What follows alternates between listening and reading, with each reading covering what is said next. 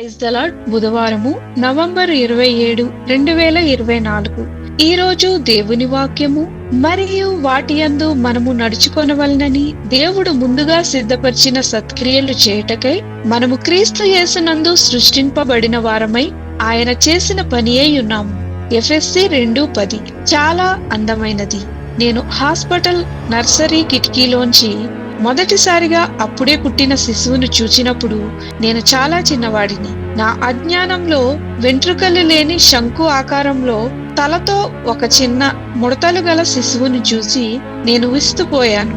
మా దగ్గర నిలబడి ఉన్న బిడ్డ తల్లి, వాడు చాలా అందంగా ఉన్నాడు కదండి అని అందరినీ అడగడం ఆపలేకపోయింది. ఆ క్షణం ఒక యవ్వన తండ్రి తన ఆడ శిశువుకు "యు ఆర్ సో బ్యూటిఫుల్" పాటను సున్నితంగా పాడిన వీడియోను చూసిన నాకు గుర్తు వచ్చింది. ఆ డాడీకి ఆ చిన్న అమ్మాయి ఇప్పటి వరకు ఎన్నడూ సృష్టింపబడని అత్యంత అందమైన సృష్టి. దేవుడు మనల్ని అలానే చూస్తాడా? మనం ఆయన చేతి పని, ఆయన కళాఖండం అని ఎఫెసీ 2:10 చెప్తుంది.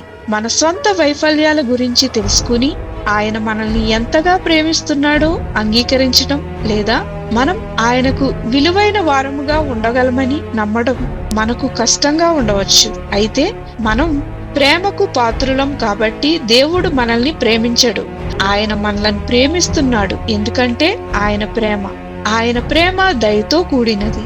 మరియు యేసు త్యాగం ద్వారా మనం మన పాపాలలో చనిపోయినప్పుడు ఆయన మనల్ని బ్రతికించినప్పుడు ఆయన దాని లోతును చూపించాడు. దేవుని ప్రేమ చంచలమైనది కాదు, ఇది స్థిరంగా ఉంటుంది. అసంపూర్ణుడిని, విరిగిన వారిని, బలహీనంగా ఉన్నవారిని మరియు గందరగోళంలో ఉన్నవారిని ఆయన ప్రేమిస్తున్నాడు.